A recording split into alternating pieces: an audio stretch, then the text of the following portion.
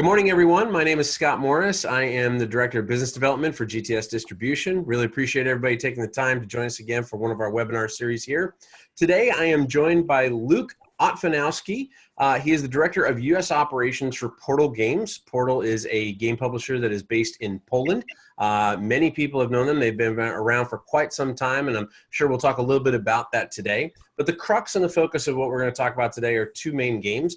The first one is going to be Detective, which is a wonderfully beautiful new deduction game, as if you couldn't tell from the name Detective in the title already. It's been very popular and very well received since it released late last year. We're also going to talk about a game called Mystery Tales, which is an expansion for one of my favorite all-time cooperative games called Robinson Crusoe, which is both beautiful and wonderful and punishingly hard and challenging at the same time, which makes for a wonderful time at the table. So some great games from Portal. We're going to talk about a lot of them today. Just so everybody knows, everyone who is attending live today is eligible to receive a free demo copy of Detective from GTS Distribution. As well, if you make a purchase of Detective between today and next Monday, January 4th, 2019, or if you pre-order Mystery Tales, you will get 52% off MSRP as well. So great opportunity to get some more margin, which is always helpful being a retailer and trying to make things grow up and to the right, as we say. So with that, I will be quiet. I will shut my mouth and let Luke take over. But one last note, just so everyone knows, there is a chat window that if you hover over your screen, there is a little chat bubble at the bottom. Feel free to ask any questions you have. As I say all the time, anything is on the table. And yes, that's a bad pun, but feel free to ask any kind of questions you have. We'll be happy to answer them either in chat or with Luke here live and chat about all the cool things that Portal has. So with that, thank you all very much for joining. Luke, I will turn it over to you and the floor is yours. Thanks very much. Hello, my name is Luke Otfinowski. I am the Director of U.S. Operations for Portal Games. Thanks for taking the time out of your day to watch this with us, and thanks to GTS for having me on. It's always great to talk to retailers. So let me make sure this is going. Perfect. Okay, so those of you who don't know about Portal Games, just a little bit about the company. We are a Poland-based publisher established in 1999. The owner and lead designer of Portal Games is Ignacy Trzewiczek. And our release philosophy is really 2 to 3 well-developed major releases per year plus expansion. So we don't release many games a year, and every game we release, we try to really make sure that it has the potential to be evergreen status. And we always plan on long-term support. So our games will have multiple expansions, multiple promotions, in-store retail kits, constant engagement through social media. So another thing Portal Games is known for is for its retailer relationships. Though I will admit this is lacking a bit in the United States, and we'll touch base on that a little bit later with what we're kind of doing to change that. But especially in Europe, retailers know that Portal Games is a partner they can count on to release 2 to 3 good titles per year, expansions for their existing titles, constant support, and for years to come. Portal Games is also known for its extensive fan engagement. We have the Portal Games Insider podcast that we co-host with Stronghold Games. We have the Portal Games Informant, which is a weekly YouTube series that gives fans a look behind the curtain a little bit. And Ignacy is constantly active on Facebook, Twitter, Instagram, and soon Twitch. So a little bit about me. Won't go too far in depth. Oh, not me yet. So as far as the titles that you guys might know from Portal Games, Robinson Crusoe is one of our main evergreens, constantly hovering around the top 40 of BGG, one of the best solo games, one of the best cooperative games. Just an all-around staple of the industry. Imperial Settlers, another one of our evergreens. Engine Building Civilization card game. At this point, there's 7 expansions to the line, and there's a lot of other interesting things happening this year. Cry Havoc, our Dudes on the Map asymmetrical war game. Alien Artifacts, Neuroshima Hex, the game that started all for Portal, our micro games. So these are some of the titles you might be familiar with. So now a little bit about Monolith Arena and Detective. These are the 2 games that we released this past year. We will be talking extensively about Detective, and Monolith Arena is also the game that came out last year that everyone might know us for.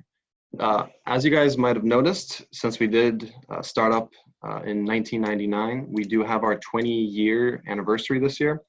Because of that, we're doing a lot of really interesting things as far as the games we're releasing, as far as the moves we're making within the company. So if we have time at the end of the presentation, I can answer any questions you have about some of the other things coming on this year. But that's just in there. So a little bit about me. I started helping Portal in December of 2017. Now I say helping because originally I wasn't brought on as an employee. I was brought on as a fan. So I've been a huge fan of board games since I was a teenager, and my now wife and I discovered Tides of Time at Barnes & Noble, and we fell in love with the game, played it extensively. We found Imperial Settlers at Barnes & Noble, and then we found out it was the same publisher. We found out it's a Poland-based publisher. I'm fluent in Polish, and I just reached out and I pretty much sent Ignacy this picture right here. And these are all the places I've traveled. This is Google Maps places, all the places I've been in 1 year. For my medical job at the time, I traveled extensively, and I told them, hey, I love your games. I travel a lot. I can go into stores. I can talk to people, spread the word, help you in translations, anything like that. So must have struck a chord, because at that point, the chaos kind of began. Games started coming in. We started playing games nonstop, just all late into the night playing games, traveling. This is actually from a hotel, so I would travel. I would have games in my suitcase. I would do my job during the day and then play games at night, travel to the next site. And it was just a lot of craziness at the time. So basically, after that, my roles within the company grew. And in August 2018, I made the decision through talks with Ignacy that I'd come on full-time as the US representative. And very soon after that, we outlined our goals. We took a really deep look at the US market and what Portal Games can do at the US market.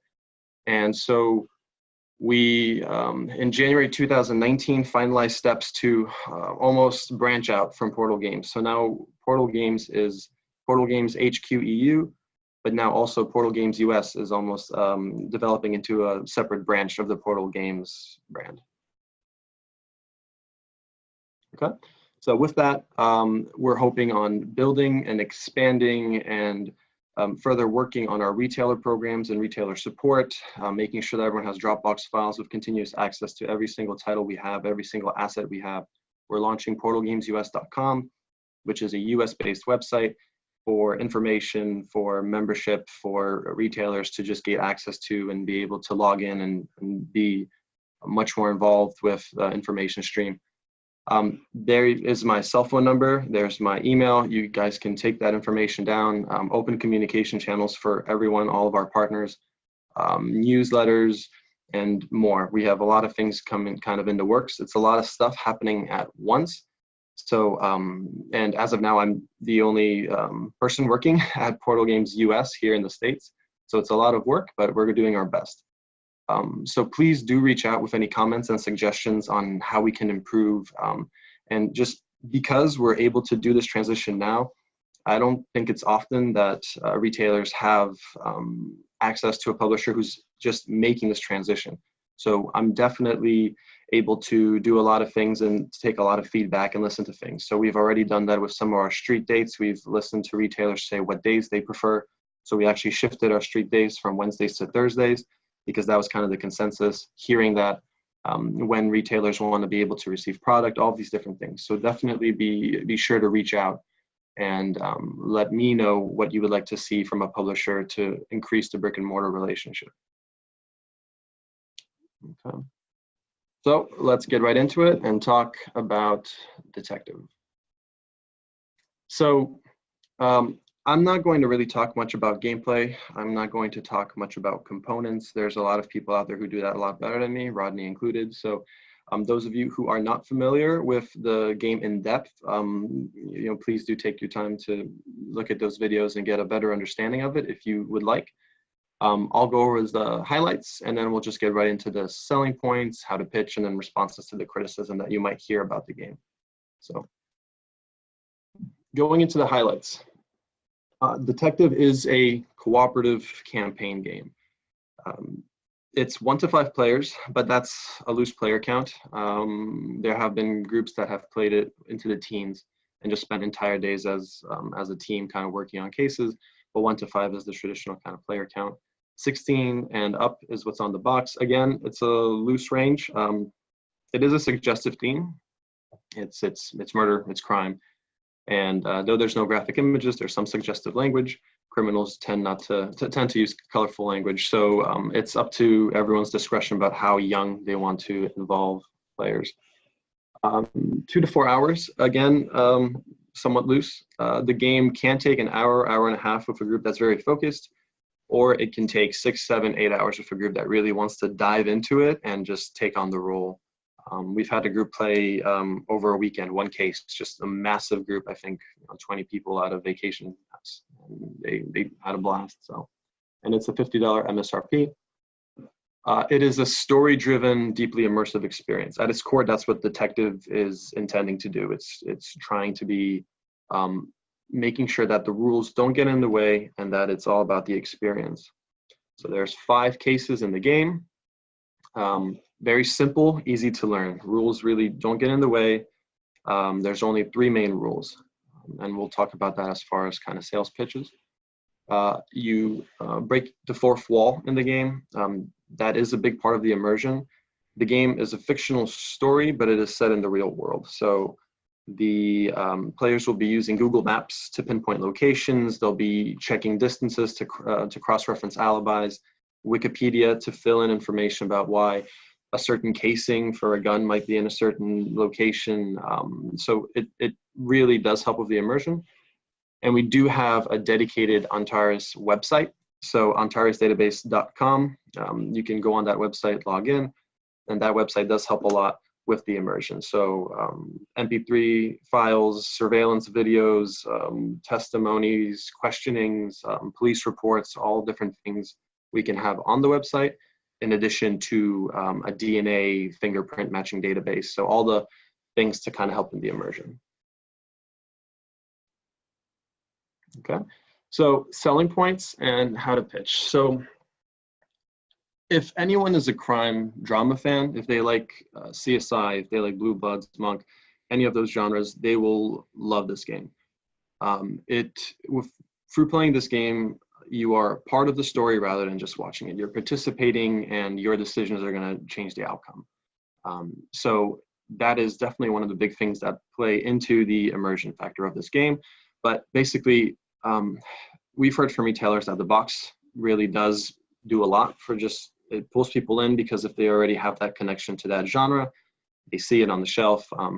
And usually that's when, they look at the back and they kind of see that that's what the game's about. So if anyone is a fan of the crime drama genre, they'll really like this game. Another thing is that it really is easy to learn, and it can be taught in less than 5 minutes. There's really only 3 main rules, and that's pretty much they have to deal with this board. So it's traveling around locations, it's managing your time, and it's how to actually go through the cards to follow leads. But besides that, the game takes place within the player engagement. The game takes place in the discussions, in the notes, and the theories that people have in trying to solve the clues and trying to deduce the crimes. Really, one person knowing how to play the game can manage all the tracking, and within 1 or 2 minutes of explanation, everyone else can just kind of enjoy the game. Not necessarily sit back. Maybe these words are a little wrong because the game is very active, and we'll talk about that. But really, as far as rules, as far as barrier to entry, very low. We have had multiple times when somebody comes up to us at a convention and says that the parents, the kids, and the grandparents are all sitting around the table playing together. So you don't really need this quote unquote gamer experience. It's very low barrier to entry. You can play this with your mom if she's a true drama fan or anything like that. So it really is very simple to approach. And again, we hear that it truly is one of the most immersive experiences in board gaming. That's the feedback that comes through the most. So the game gives you what you put into it. So you set the mood. You put on noir jazz and maybe loop that over rain on YouTube. You dim the lighting a little bit, get an overcast light just on the table. You make some strong coffee. This game does have a lot of, it might be cheesy, but this game has a lot of those stand up from the table, you have goosebumps, your hands are shaking moments when it's just something wasn't right in a suspect's testimony and you kind of had this gut feeling and you convinced the rest of the team of investigators that maybe this is what we have to pursue. And then an hour and a half later, you get to the piece of evidence that you need to lock that down and the system flashes, like the Antares website flashes that, alert, arrest suspect, warrant approved, so it definitely pulls you in. The database helps a lot in that. And this is also response to some of the criticism that you might hear about from the analog gamers. And these are some images from fans that we've received over the last few months, just showing that really when you dive into the game, it is really an incredible experience. So, whether you have projectors in conference rooms that you play with, this is actually a picture from an office that I think were a law office or something like that. And just on lunch break, they would use the conference room and play through the case, and they would break the case up into one case into multiple days, maybe a week for case one or so.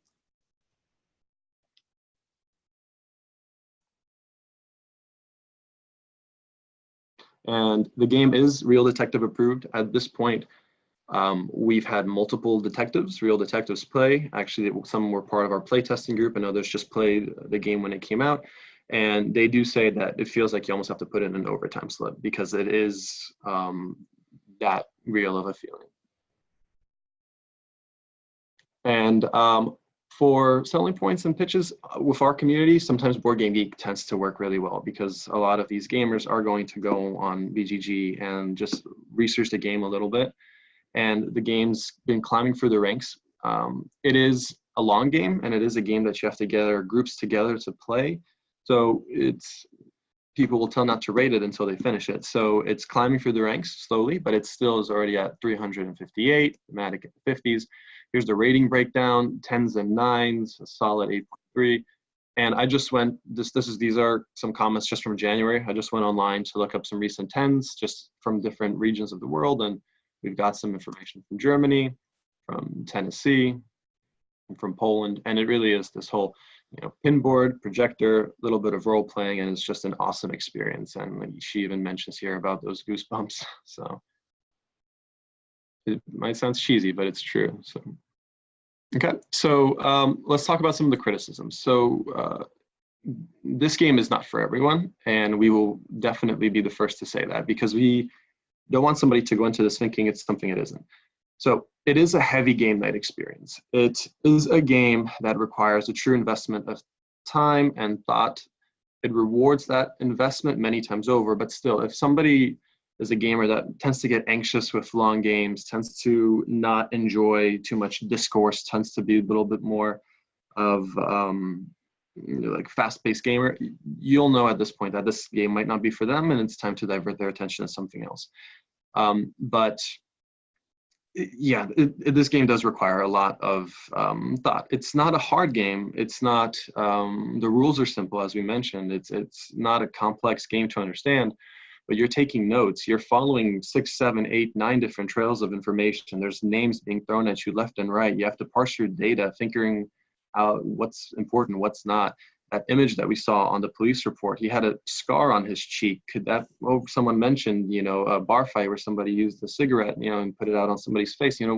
So much information gets thrown at you that you do have to invest your time into it. And again, that might not be for everyone. Not everyone's looking forward to that. So there's also the criticism that it's a one and done. It's an experience game. But the response is, yeah, we do say, do not buy this game for replayability.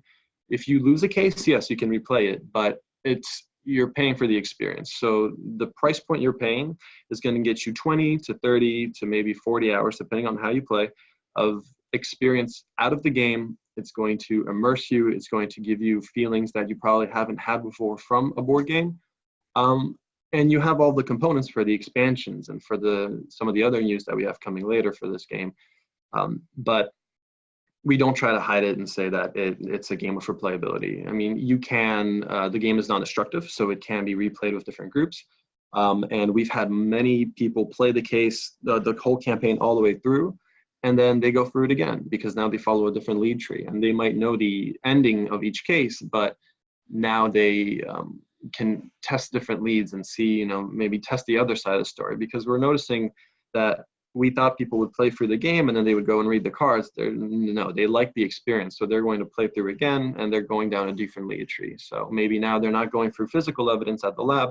Now they're going through maybe testimonies and talking to witnesses. So, another criticism you might hear is that you know, I hate hybrid or tech integrated games, or I'm an analog gamer. And I just put this comment in here because this is kind of what we hear very frequently. I was initially skeptical of online interaction, but allowed for far more plot development than would have been otherwise possible. You can't have a deeply immersive modern detective game without a online database. We have MP3 files, surveillance videos, we have a fingerprint and DNA matching database that leads you to different things. If you have a suspect that comes up, you go online, you look up his police record. You can link it to other people that he's involved with. You have questionings, and you have testimonies, and you have just so much information, just blueprints for buildings, just everything that a actual detective would need. If you're a detective, you're going to have an online database to get all this information, and we're not going to be able to fit that experience in a box.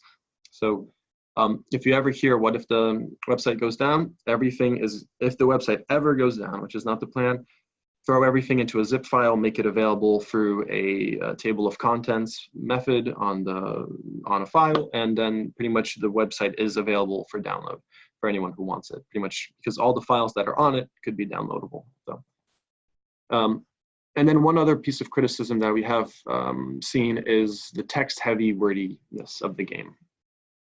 Yes, it is a detective game, so there's a lot of text, and it is a wordy game. We do admit that maybe in some moments there was some unnecessary fluff text, and we've definitely taken that criticism to heart and changed it going forward. But a lot of times we hear that it's better to have more detail than not enough. And a lot of this criticism we see is from non-US gamers because that play in the English version, because the US gamers tend to kind of get the humor of the drudgery of detective work, the monotony sometimes, the paperwork and the bad coffee. So a lot of people get a lot of humor from it, but it is really only prevalent for the first two cases. It's to set the theme, set the atmosphere, and then on case 3, the pace of the game changes completely.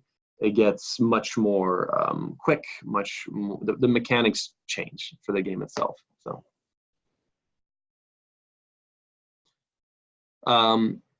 So we have our very first nomination this year. So it was nominated for the Game of the Year in the expert category in France. And we do hope that all of the awards now start coming in. We have the game in 9 languages and over 86,000 copies sold.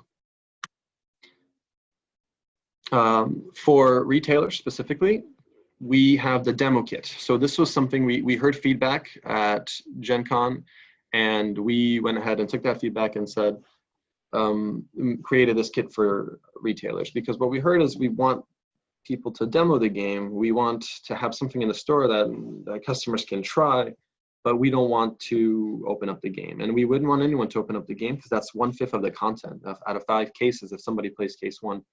On top of that, because the cases are so crunchy and heavy and you need to really have the right atmosphere and the mood, you can't always play that in a store, especially if you're going to spend 3 hours on a case. So we have the detective demo kit. This is available at GTS, so you guys can order these. These are at a $15 MSRP, but basically it is a non-destructible kit for a case. So everything you need to play the detective is in this kit. You've got the cases, case deck, you've got the character tableaus, the markers, everything you need. So, and you can use this to run through multiple groups. We've had some stores that have a hybrid approach that also have an escape room. They actually use this consistently for groups to come in and actually play. So a full kit to use for detective. Okay, next piece of news for this is that the very first expansion has been announced. So we've got LA Crimes coming out in March. So the last Thursday in March, March 28th, I believe. So it is an 80s LA crime campaign. So we have new mechanics where you kind of have to break a few protocols and maybe make decisions whether you're going to increase your stress, which makes the timing in the game a little bit more difficult, to get things done a little bit more efficiently than having to go through the bureaucracy. So Ignacio is a huge fan of Beverly Hills Cop and that entire genre. So he really wanted to capture that in this story. So here's some information on that. It is street dating March 28th. And it is going to be at a $30 MSRP. And the last piece of news we're really excited about, I'm just going to play this video for everyone. Hopefully the sound comes through.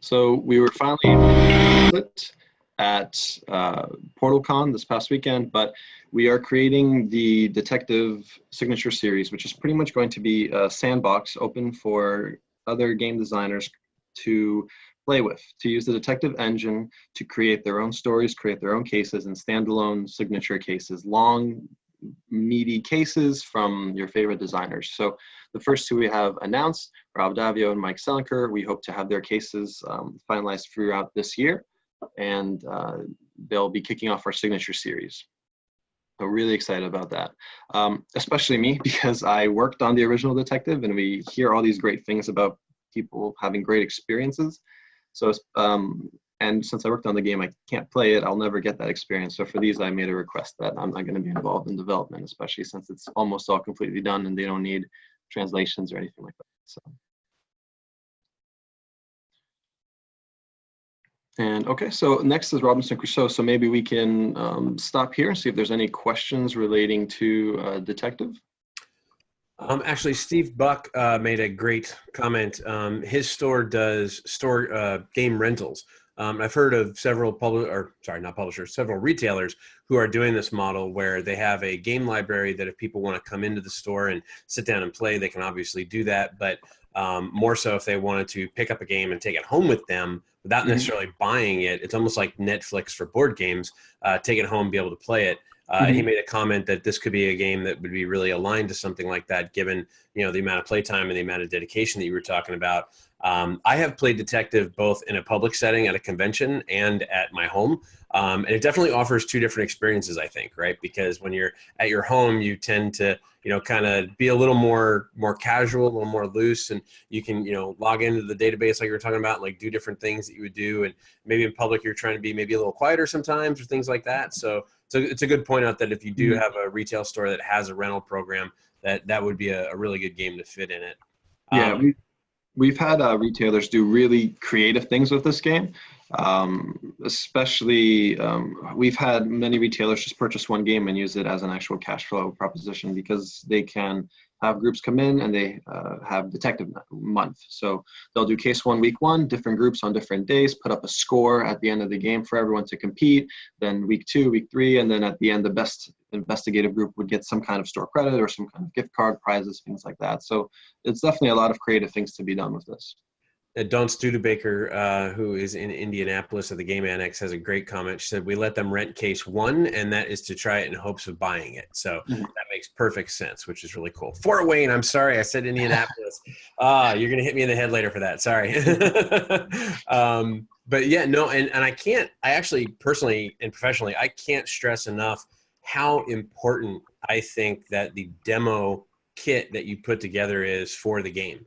I've heard from lots of publishers and retailers that there's such a challenge to get organized playtime. And for the small price point of the $15 MSRP of that demo kit, and the fact that the demo kit can be laid out on a table and that the consumer can kind of walk themselves through it in a very short time frame. You know, they're not going to sit down and play a 4-hour case.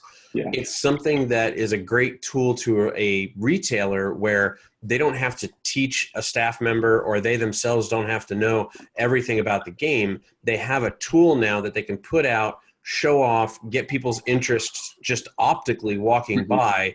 But even more so when they sit down, they don't have to spend the time to actually teach them that. And that's not to say that that time is not valuable. It's just that in an environment that is so demanding of the staff and of the retailer owner's time, having a tool like that is really, really powerful and really, really valuable. So I've heard really positive things from the retailers that have purchased those. And like Luke said, those are available through GTS. So if you do have an interest in getting one of those, let us know. But I think that that's a really important shift that a lot of publishers may be taking in the future. And it's nice to see Portal kind of on the forefront of that, is worrying more about the demo time and how to give tools to the retailers to help them sell the games, rather than worrying about the organized play time and kind of on the backside of after they've purchased the games. Both are very important, but the demo time upfront is obviously a really important tool to the retailers to be able to purchase and sell as many of those games as possible. Sure. Really And valuable. I know we have the offer with this webcast, so we can probably, what I can offer as well is, Scott, if anyone wants to receive the demo kit, you can just pass those on and we'll send those out for free as well, one of those demo kits.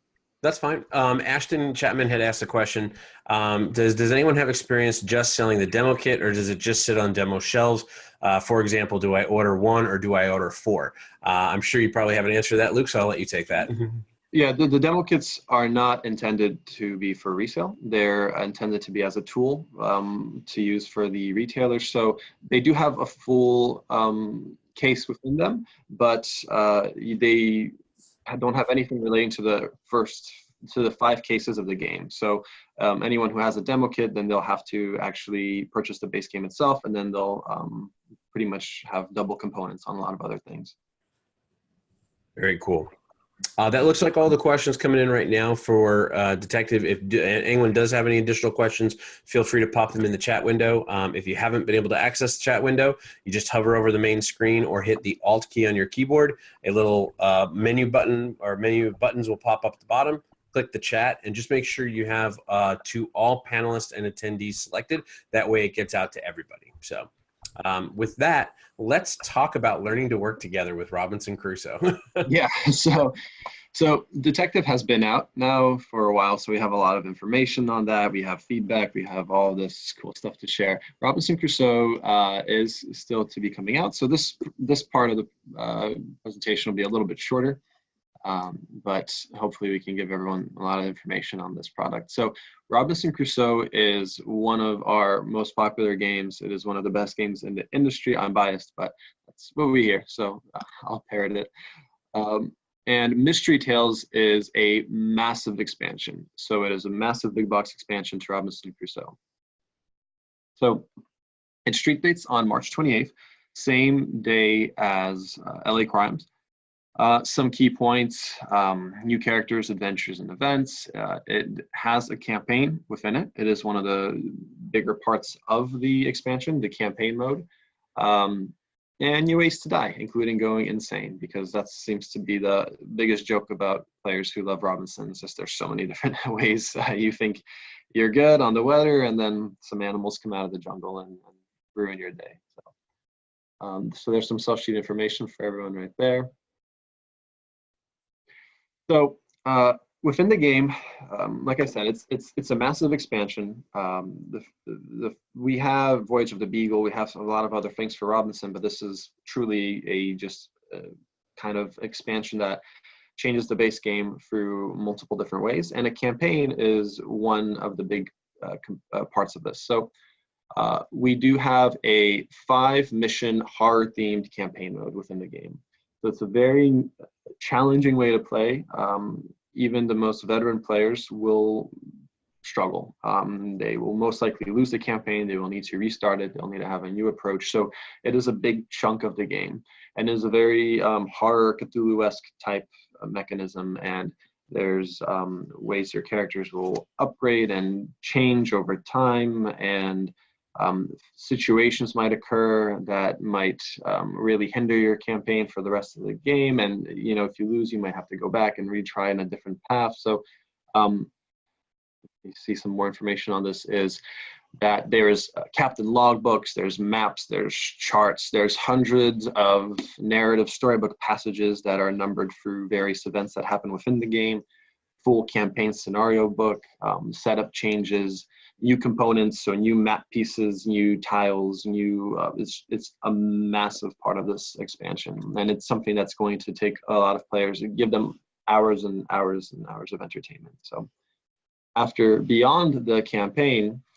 there's components that now you take from that horror-themed campaign and add it into base Robinson. So it's horror mode, it's called. So you can apply horror mode to all of the traditional base Robinson Crusoe campaigns. So the very first campaign, just gathering firewood to start a signal fire for a passing ship, becomes much different now because you're adding all of these new elements where it's not just a normal abandoned island anymore with animals. Now you have to deal with a lot more scary, creepy things. So this image is from the recent PortalCon.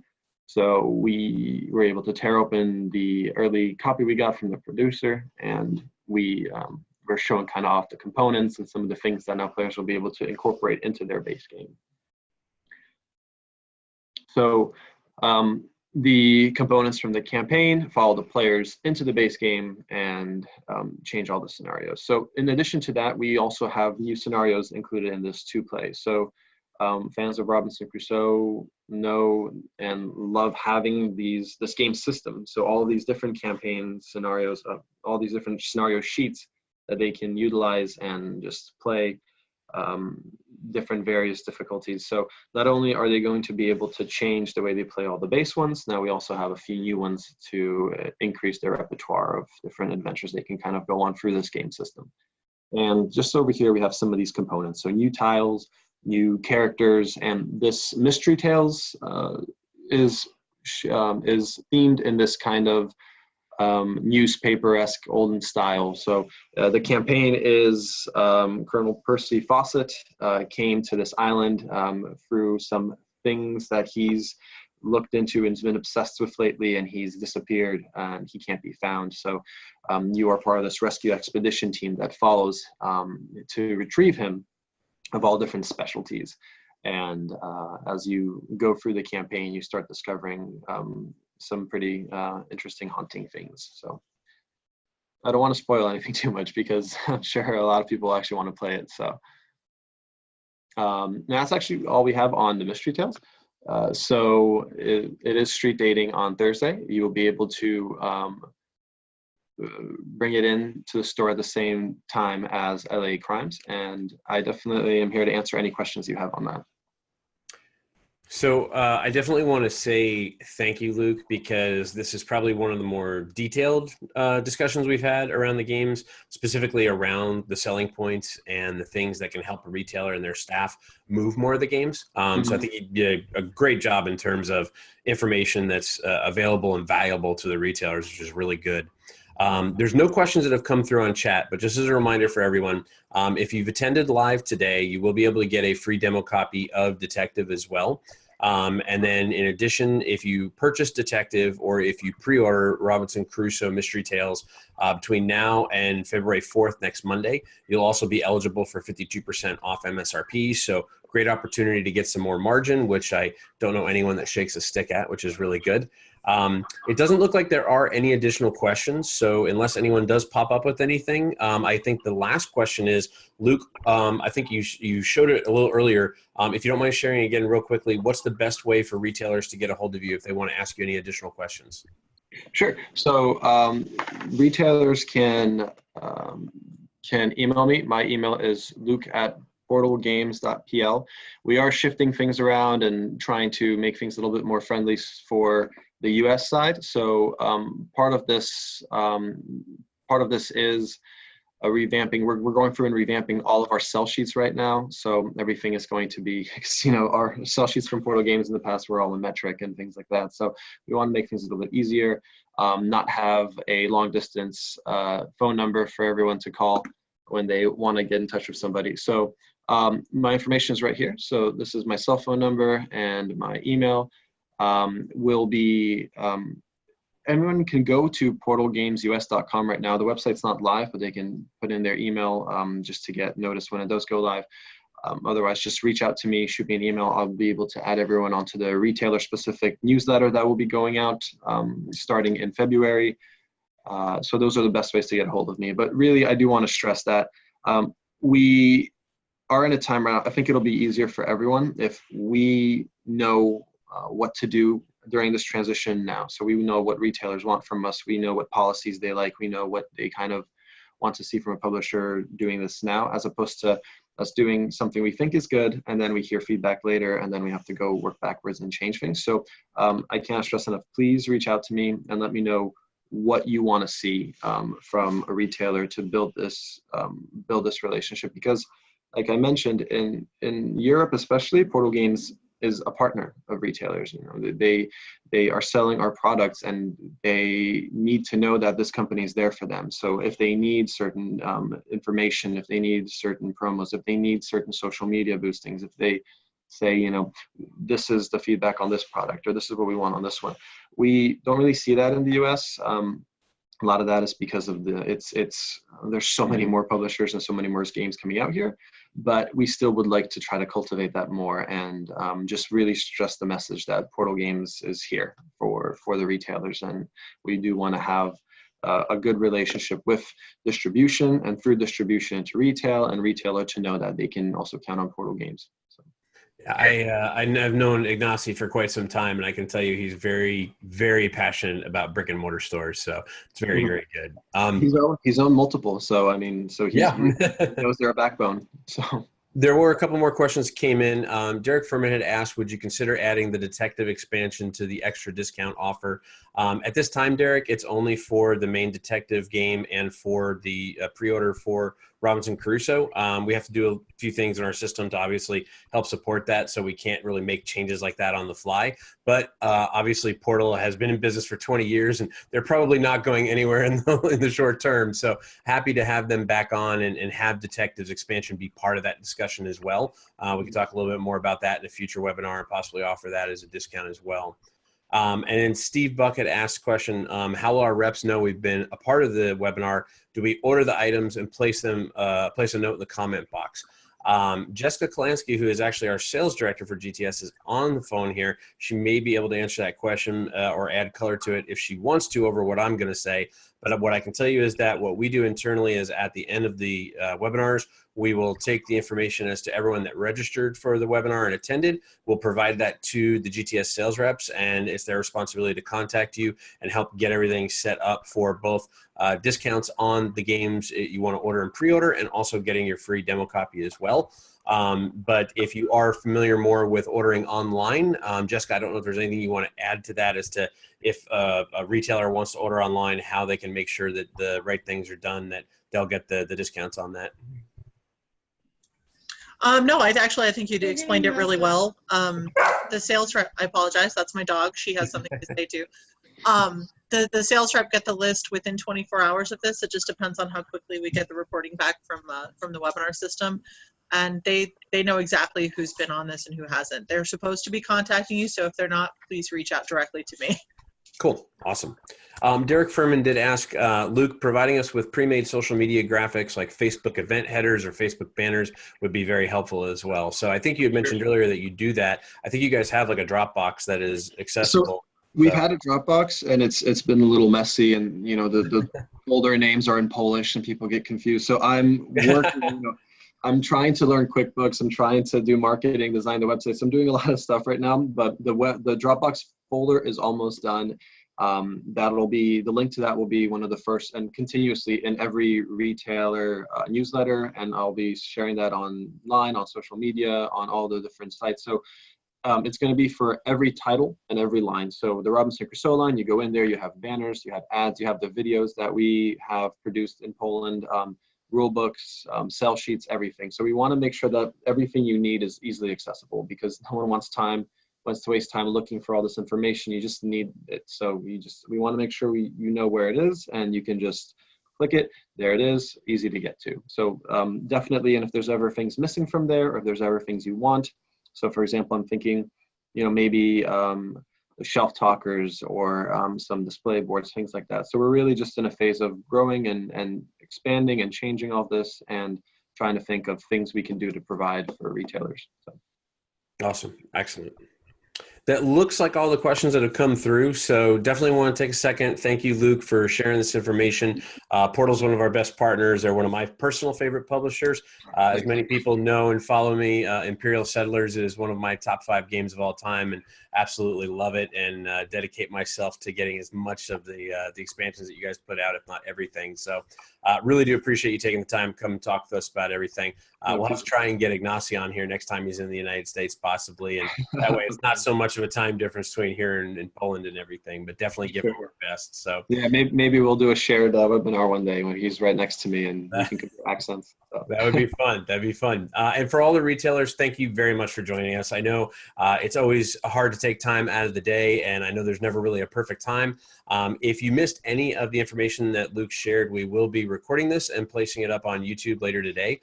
We'll make sure that links go out from the GTS marketing side. We'll also make sure that links are on the Gamma Facebook page and available for everyone to be able to see. But if you do have any questions, feel free to reach out. Dawn said, thanks for doing these. As always, Dawn, thank you for joining. We're happy to do this. The other thing too is that if you have any feedback from a retailer side, feel free to reach out to me as well. My email is smorris@gtsdistribution.com, and we'll make sure that's part of the video as well when we put that up, so people can reach out to us as well. But with that, we will give everybody a couple of minutes back to their day. Let you have a wonderful week, and happy selling to everyone. Thanks so much.